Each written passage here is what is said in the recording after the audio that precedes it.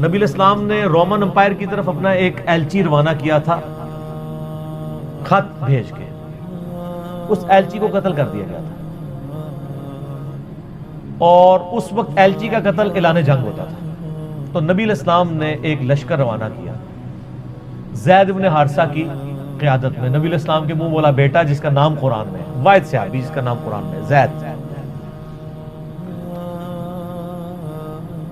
لیکن ساتھ ہی آپ نے فرمایا، صحیح بخاری میں الفاظ ہے کہ اگر زید فوت ہو جائے، مسند احمد میں ڈیٹیل موجود ہے انہی الفاظ کے ساتھ کہ زید فوت ہو جائے تو جعفر کو اپنا امیر بنا لینا، جعفر فوت ہو جائے، شہید ہو جائے تو پھر عبداللہ بن رواحہ کو بنا لینا، اگر وہ بھی شہید ہو جائے پھر تو اپنی مرضی سے کسی کو امیر چن لینا۔ یہ مسند احمد میں، بخاری میں الفاظ ہیں کہ صحابہ کرام کہتے ہیں نبی علیہ السلام مدینہ شریف میں تھے اور آپ علیہ السلام کی آنکھوں سے مسلسل آنسو رواں تھے، اور آپ نے کہا کہ میرے زید کو شہید کر دیا گیا۔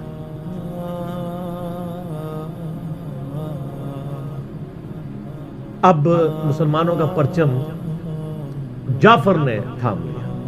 جعفر بھی حضور کے لاڈلے سے، آپ کو پتہ ہے، جعفر طیار حضرت علی کے بھائی، جن کے بارے میں بخاری میں آتا ہے کہ ان کے دو بازو کٹ گئے تھے تو آپ علیہ السلام فرمایا میں نے اسے جنت میں اڑتے ہوئے دیکھا، اللہ نے اس کو دو پر دے دیے۔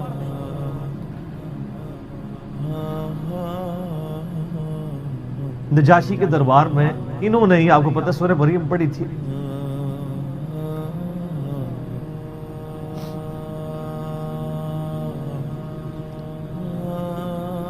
پھر آپ نے فرمایا کہ جعفر کو شہید کر دیا گیا، اب عبداللہ ابن رواحہ نے پرچم تھام لیا، پھر آپ نے فرمایا اسے بھی شہید کر دیا گیا، پھر آپ نے فرمایا اب اللہ کی تلواروں میں سے ایک تلوار کو مسلمانوں نے اپنا امیر چن لیا، اور میں اللہ سے امید کرتا ہوں اللہ تعالیٰ اس کے ہاتھ پہ فتح دے، اور فتح ہو بھی گئی۔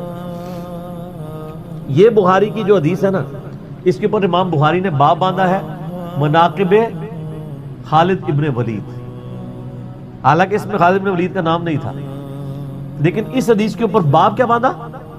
خالد ابن ولید، کیونکہ وہ سیف اللہ وہ تھے، سیف من سیوف اللہ، اللہ کی تلواروں میں سے ایک تلوار کے ہاتھ میں جھنڈا آ گیا، اللہ تعالیٰ فتح دے دے گا، فتح ہو گئی۔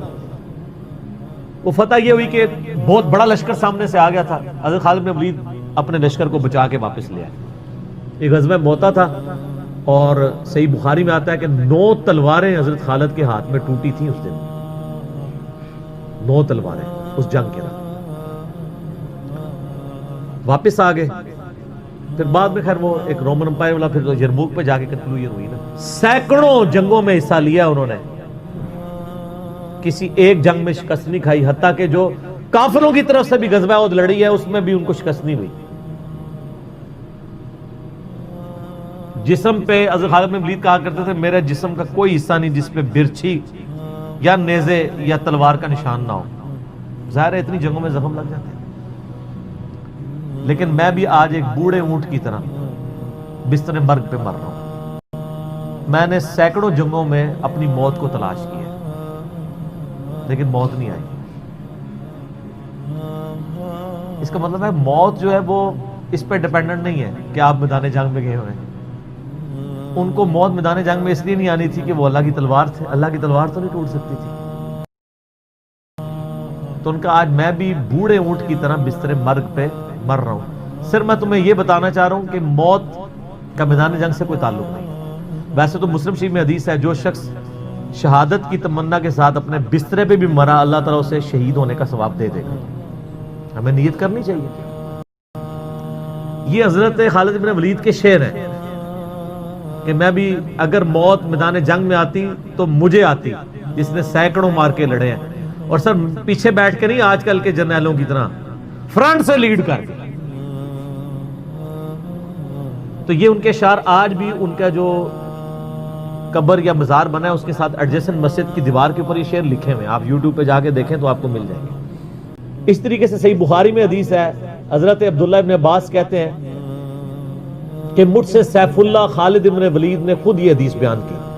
تو بخاری میں خود سیف اللہ لقب عبداللہ ابن عباس نے، کہ ایک دن حضرت خالد ابن ولید نبی علیہ السلام کی بیوی سیدہ میمونہ جو کہ میری خالہ بھی ہیں حضرت عبداللہ ابن عباس، ان کے ہاں نبی علیہ السلام کے پاس بیٹھے ہوئے تھے تو انہوں نے بھنی ہوئی دب لا کے رکھی، عربی میں دب کہتے ہیں، دال با دب، اردو میں ہم اسے وہ گو، ویسے گو کا لفظ اپروپریٹ نہیں ہے، سانڈا لفظ ہے اصل میں، چھپکلی سے تھوڑی سی بڑی ہوتی ہے، حلال ہے کیونکہ یہ سبزی خور ہے، ہاں یہ سبزی خور ہے، عربی بڑے شوق سے کھاتے ہیں یہ گو، دب کہتے ہیں۔ آپ یوٹیوب پہ بھی دب لکھیں نا تو پوری عربیوں کی ویڈیوز کھل جائیں گی۔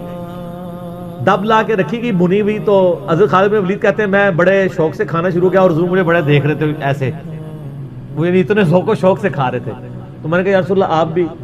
تو آپ فرمایا کہ میرے علاقے کی غذا نہیں ہے، میں نہیں کھاتا، یعنی حرام۔ ان کا یا رسول اللہ کیا حرام ہے؟ آپ فرمایا حرام نہیں ہے، مجھے پسند نہیں ہے۔ اس سے یہ بھی بات پتہ چلی کہ اگر کسی کو کوئی رزق پسند نہ ہو تو اس میں کوئی گناہ اور عیب والی بات نہیں ہے۔ یہاں تو کہتے ہیں جس کو کدو پسند نہیں ہے اس کی گردن اتار دو، کہنا نہ قاضی ابو یوسف کی طرف ایک جھوٹا واقعہ مشہور کیا ہوا ہے۔ وہ اللہ نے یعنی اتنی چیزیں اس لیے بنائی ہیں نا، کسی کو ایک چیز پسند ہوگی کسی کو دوسری، تو اس میں بھی سیف اللہ کے الفاظ ہیں۔ اس کے علاوہ صحیح مسلم میں ایک حدیث ہے، آپ کو پتا ہے ذوالخویسرہ التمیمی نجدی خبیث جس نے کہا تھا اے محمد اللہ سے ڈر اور انصاف کر، بخاری مسلم دونوں میں آتا ہے، تو آپ فرمایا اگر میں انصاف کرنے والا نہیں تو کون ہے؟ تو وہاں پہ الفاظ ہیں مسلم شریف میں، یہ بخاری میں بھی حدیث ہے، مسلم کے الفاظ ہیں کہ حضرت عمر فاروق رضی اللہ عنہ کا یا رسول اللہ اجازت ہے میں اس منافق کی گردن اڑا دوں، اور وہاں پہ الفاظ ہیں پھر سیف اللہ خالد کھڑے ہوئے، وہاں بھی لفظ ہے سیف اللہ، انہوں نے کہا یا رسول اللہ اجازت ہے، آپ فرمایا چھوڑ دو، لوگ کہیں گے یہ اپنے ساتھیوں کو مرواتا ہے، کوئی کلمہ گو تو تھا نا وہ، اس کی نسل سے بھی لوگ پیدا ہوں گے، ان کے خلاف قتال کرنے والے مخلوق کے بہترین لوگ ہوں گے۔ اور ابو سعید خدری کہتے ہیں کہ وہ حضرت علی کے زمانے میں جب یہ ظاہر ہوئے تو حضرت علی کے ساتھ مل کے ہم نے ان خوارج کے خلاف قتال کیا تھا۔ تو یہ مسلم میں بھی سیف اللہ کے الفاظ موجود ہیں۔ باقی حضرت خالد بن ولید رضی اللہ تعالیٰ عنہ کی پرسنالٹی یعنی بڑی ایکسٹراڈنری ہے۔ آپ دیکھیں کہ آلموسٹ ان کی جو عمر مبارک ہے وہ بلو 45 تھی جب وہ فوت ہوئے ہیں، حضرت عمر کے دور کے اندر۔ حضرت ابوبکر صدیق کے دور کے اندر وہ آرمی چیف تھے۔ وہ سر عمر سیریز پھر دیکھیں تو آپ کو پتہ چلے، غزوہ جب وہ جنگ یمامہ کے بعد واپس آئے نا، انہوں نے آگے رپورٹنگ کی، انہوں نے پوچھا ہاں بتاؤ اتنے مار کے لڑے کیا ہوا کیا ہوا؟ تو عمار بن یاسر نے کہا کہ اللہ کی قسم آپ جنگ یمامہ تو جیتی حضرت خالد بن ولید کی وجہ سے، پہلے تو پسپائی ہو گئی تھی، 700 وفات شہید ہو گئے تھے، حضرت خالد بن ولید اکیلے آگے چلے گئے تھے جسے روپ پڑا تھا۔ تو انہوں نے کہا کہ اے امیر المومنین، خالد ہم میں سے اگر کوئی شہید ہوتا سب سے پہلے خالد ہوتا، یہ ہر جنگ میں سب سے پہلے آگے جا کے لڑتے تھے، اور اگر کوئی سب سے پہلے دشمنوں کے تیروں اور نیزوں کا شکار ہوتا تو خالد بن ولید ہوتا۔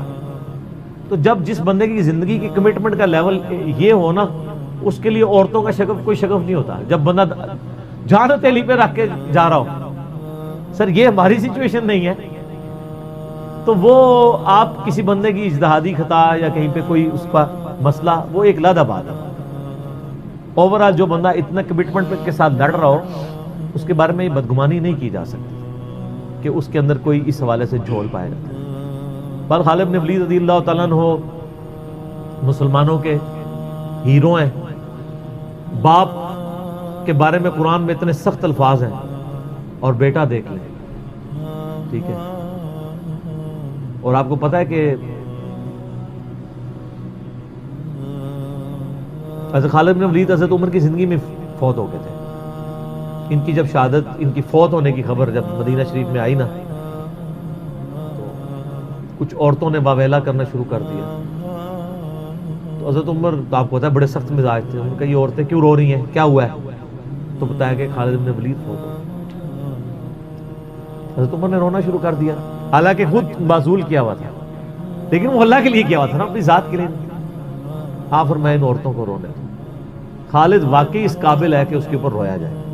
حضرت عمر کے اوپر نہیں کیا۔ بخاری مسلم دونوں میں حدیث ہے، عبداللہ ابن عباس کہتے ہیں کہ حضرت عمر کی میت رکھی ہوئی تھی، اور لوگ آ کے آپ کی میت پہ سلام پڑھتے تھے اور آپ کے لیے تعریفی کلمات کہتے تھے کہ اللہ تعالیٰ آپ کے ساتھ اچھا معاملہ کرے، آپ کی وجہ سے اسلام کو عروج ملا، یرموک کے اندر اور قادسیہ کے اندر اللہ نے فتوحات دی، رومن پرشین امپائر مسلمانوں کے پاس آئی، خزانے آئے۔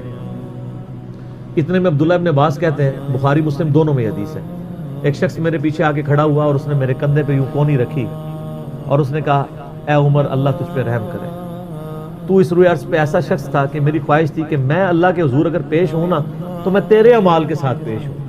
ہائے ہائے ہائے، تیرے اعمال اس قابل ہیں کہ میں چاہتا ہوں میں ان اعمال کے ساتھ اللہ کے سامنے پیش ہوں۔ اور میں نے رسول اللہ سے بارہا سنا تھا، میں ابو بکر اور عمر نے یہ کیا، میں ابو بکر اور عمر فلاں جگہ گئے، میں ابو بکر اور عمر داخل ہوئے، میں ابو بکر اور عمر نکلے، مجھے امید تھی کہ تم اپنے دو ساتھیوں سے جا ملو گے۔ کس کے ساتھ؟ رسول اللہ اور ابو بکر صلی اللہ علیہ وآلہ وسلم رضی اللہ تعالیٰ۔ تو ابن عباس کہتے ہیں کہ میں نے جب یوں مڑ کے دیکھا تو حضرت علی بن ابی طالب تھے جو یہ تعریفی کلمات حضرت عمر کی میت پہ کہہ رہے تھے۔ سر مولا علی کسی کے لیے تعریفی کلمات کے اور اس لیول کے کہ میں تیرے اعمال کے ساتھ اللہ کے حضور پیش ہونا چاہتا ہوں، اس کو اور کسی سرٹیفکیٹ کی ضرورت نہیں ہے۔